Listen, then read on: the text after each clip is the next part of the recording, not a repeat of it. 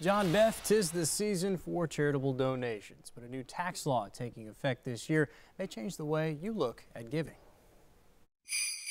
The holidays are a time for giving gifts, and that includes to your favorite charity or nonprofit. A lot of families sit down and take a look at how they've been blessed and how they might bless others. President of the Alliance for Better Nonprofits, Jerry Askew, says nonprofit donations are strong across East Tennessee. Americans, by and large, give because they care.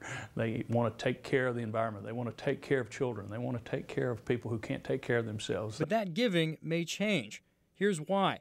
Under the Tax Cuts and Jobs Act, the new standard deduction threshold when filing your taxes nearly doubles.